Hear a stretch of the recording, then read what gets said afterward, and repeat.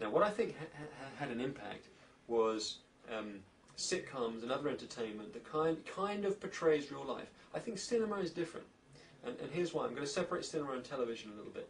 Cinema is these big dramas. You get an hour and a half, maybe 2 hours to tell a story. It is storytelling, and we all know that. When we go to the cinema, we know it's storytelling.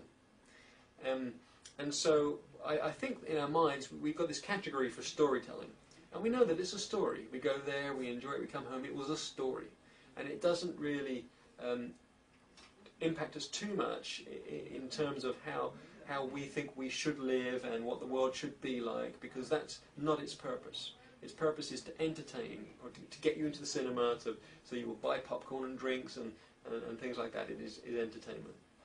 I think television is different, because you only go to the cinema, you know, from time to time when you can afford it. So they haven't got a permanent person sitting in front of the screen that they can show whatever they want to, because you choose very carefully when you want to go to the cinema, because it's not cheap, and it never was cheap. It's not super expensive, but you know, if I take my whole family out, it's going to cost me $40 or something like that, and that's not cheap to me. So I think twice about it. We go from time to time, but not that often. So with films, it's storytelling, it's entertainment, because they've got to get you there. Once you've purchased a television, it is in your house. It doesn't cost you any extra to turn it on and leave it on the whole day, a bit of electricity, but other than that, you're not paying for an extra ticket, you know, every time you watch a TV show, and that makes it different, and that makes it dangerous, in my view, because now the people who run the TV stations, having the television set in your house is different from the cinema, because it's always there. And so the people who run the TV companies, they know they've got somebody who can switch it on and off at any time. So you still have to get people to want to switch it on, but once it's on, then you've got the ability to put advertising in, which is one of the ways I'm going to talk about, which I think is a huge social impact. So these are probably what I think are the biggest two social impacts of all the technologies we talked about post-war to the 1970s and beyond. But I think it's in television, and I think it is number one, advertising, and number two, sitcoms and soap operas. And I'm going to explain what I mean by that. So I'm going to first talk about the sitcoms and the soap operas. So sitcoms and soap operas are not the same, in my opinion, as cinema. And there's a few differences. Number one, they keep going. So you have new episodes all the time, so they're continuous. And number two, they are not fantasy stories like the cinema. They're supposed to kind of emulate normal life. And they're supposed to, so you can identify with them. And they're kind of funny because they're kind of situations that you can identify with. And I haven't gone into the psychology of that, but for some reason that works, that we kind of like to see things that are similar to our situations. We can identify, we can laugh about it because, yeah, that would be funny. We understand it. And so that's, and sitcoms are kind of funny, the funny side of it. And then soap operas are kind of like, they're trying to recreate some form of normal life that's more dramatic and dramatized, but it's still supposed to be in a real-life kind of setting. And sitcoms are a little bit different from that because they're a little bit more fantastic or fantasy, but they're still in kind of regular situations, regular homes. And that's why they're funny, because we can identify them even though they're a little bit kind of outrageous. But soap operas are kind of, again, real situations, regular, continuous, as if it's kind of another life that we're looking at, that we're kind of participating in somebody else's life. Whereas I don't think cinema's like that. I think it's so short, it's an hour and a half, it doesn't have much advertising in it, and you only go to watch things you want to go and watch. But the television, once you switch it on, you see something that's kind of interesting, well, the idea is you keep watching it. And the reason why I think sitcoms and soap operas may have a big impact on society is because they try and emulate some part of society. Maybe, in some cases, and I see this more in American soap operas, they portray the very best or the pinnacle of society that really everybody should be aiming for. That's kind of the message. So it's the wealthy, it's the rich, it's the famous, it's the beautiful. And that's what's in a soap opera, and they live in big houses. And it's like, and I don't know if that was ever the American dream. But once you plaster it all over soap operas, that every soap opera you have is set in, with people who run these big companies, and they're all wealthy and they're all beautiful, and they've all got lots of money to spend, and they've all got swimming pools in their backyard, and all that kind of thing. If you portray that enough on the television as soap operas, when it's kind of set in real life to some degree, my kind of theory on this is it becomes what people expect out of real life, because the television is on so often, and you kind of try and escape into it, and you want it to entertain you, but it's on a lot because it's in the house, and so in your home you've got this box that's playing to you these images and these dramas set in sort of real life situations, businesses, homes. They're big. They're in wealthy areas, but they're people, and they're having situations. They're kind of normal situations you can kind of identify with, but they're just extreme. So here's my question: does that become the ideal? Does what we see on soap operas become the ideal that we think we should have? I'm going to suggest it kind of does, and because I'm going to suggest in another way. There's a difference in how I've seen them in Britain and how I've seen them in America. For example, in America, it always seems to be very wealthy. When you think about things like Beverly Hills 90210, all these kids who come from really rich backgrounds, and all of they're having real life situations with dating and with drugs and all these things that the people identify with, but they're all rich, and they're all it's not really reality. But I think that it becomes the ideal in people's minds because that's what they're shown as the best, and this is how how it really should be for you. This is the kind of house you should have. This is what you should aspire to. And I'm not sure that anybody's deliberately giving that message, but I think that's the message that ends up being given. So let's contrast that with in Britain. In Britain, soap operas, and they've changed this recently, but for a long time they were the opposite. They were set in poor situations, in common situations, which everybody can identify with. And I actually happen to think this is even more dangerous, because you can slip in cultural messages into soap operas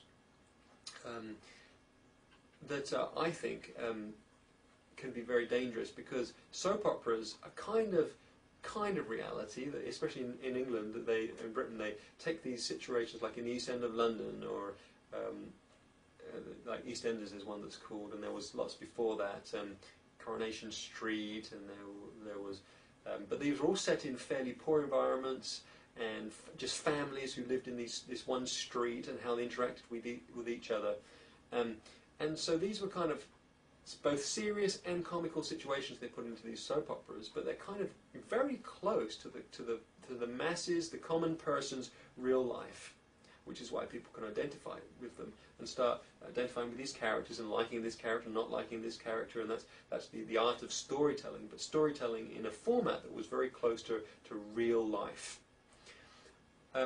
Now, if the people who create these TV shows have some kind of social agenda, which they often do in the media, what they can do is they can start portraying events in their soap operas and portraying them as normality, even though the rest of the population doesn't accept that as reality. But the more you play something on television, the more you put it into people's homes through this box, the television, over time it gets established as reality, even though it wasn't when they first tried to give you the message. As reality, even though it wasn't when they first tried to give you the message. And I'm going to change tracks just a second to talk about advertising, because I think it's the same principle. When a company creates a new product, such as a new candy or a new breakfast cereal, oftentimes what they'll do is they will spend millions of dollars on advertising, just putting the name in front of your face. Let's say, for example, they created a new breakfast cereal called Fizzles. You've never heard of it. It doesn't exist. You wouldn't buy it if you saw it on the shelves of the store. Especially if it's actually a new brand. It's actually a new brand. It's not Kellogg's. It's not. I mean, these are the ones you used to. It's a new brand, which means you wouldn't trust it. It's a new brand. You never heard of it. But what they do is they spend millions of dollars in putting posters up and TV, and all they've got to do is say Fizzles, Fizzles, Fizzles, Fizzles. Everywhere that you can walk, you see Fizzles, Fizzles, Fizzles, Fizzles. And it'll be on posters, and it will be on billboards, and it will be on TV commercials, and it will be on the radio. And after a short amount of time, what happens is, when you go into the supermarket and you see Fizzles, you've seen it so much, you go, oh, I recognise that. I recognise that, and I'm saying this happens in your brain because they know this happens. That's why they do it. What they've done is they've forced you to recognise it because they've shown it the name to you so many times. You now recognise it as being something that's normal to you. All they've got to do is flood your brain with this word Fizzles and the name of their product, and then when you go to walk into the store, it's familiar to you. Now it's a familiar friend. Now you can buy it because, yeah, I've heard of that, and your brain, you're comfortable with it, and that's how you do when you flood the market with advertising for a new product. That's why they do it. They're creating a new brand, and they're trying to make it so that it's accepted in your normality, in your reality. So now let's switch back to soap operas. Well, let's talk about some kind of social practice or habit. Let's say, for example, what should we say? Let's take something that shouldn't be too controversial, and we'll move on to later to ones that are controversial. But let's say having a baby before you're married. Well, there was a time when that was a big deal, and it was a big no-no in society, and you could be shunned if you did that, if you had a baby out of wedlock. And, well, let's say, for example, you're in a society that everybody accepts. Let's not discuss whether that's right or wrong to do it, but let's everybody accept that accepts that socially that's not appropriate. Well, then let's imagine that there's a creator of a soap opera who says to himself, I don't agree with that. I think that's bad. And I'm going to write stories so I can change people's minds. So what they do is they start creating events in the soap operas where there's some young girl and she has a baby out of wedlock. And just like normal people, the characters in the soap opera will first start to reject that person and to start displaying the normal social responses. Just like the people watching the soap operas will be thinking, yeah, because that's bad, and so you should reject that person and you should do this because that's bad, and it's immoral or whatever it is. But then in the soap operas they add to the storyline that over time what happens is some character comes in who makes it obvious to everybody else that they're bigots and they're stupid if they react that way. So they will make the characters who are showing what is the socially acceptable responses, they will display those responses as being unacceptable, and they'll do it in the story. And what happens at first, and I've observed this for myself, and I'll explain what I've observed it in a bit later, but I've observed this very clearly, that if a lot of the country are watching a very popular soap opera, and in England, in Britain, that really is the case. A lot of people watch. I think there's 3 main soap operas, and almost everybody in the country watches one of them.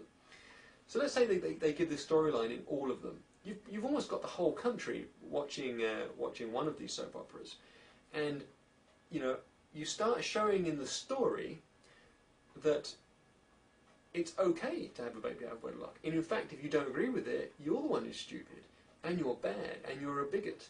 And that's how they use the stories to show that to the characters. But because their settings for their stories are kind of real-life situations, what happens is people in their homes start to get brainwashed with these ideas over time. It's not overnight, but it can be quite quickly. Over a few years, it can happen, where basically this is just like the marketing of the new brand. It's like they've been shown Fizzle, Fizzle, Fizzle. Well, now they're being shown you're socially unacceptable. Change your practice because you're bad. You're bad. You're bad. You're bigots. And then over time it brings what I would like to call social guilt. So people start to feel guilty for their normal reactions to things that are happening. And let's say abortion. Abortion is one that they would tackle in a soap opera, and I can guarantee that in the soap opera they will portray anybody who opposes abortion as bigoted and as stupid and unacceptable to the rest of society. They'll end up being shunned, and they'll be shown as being dumb and stupid.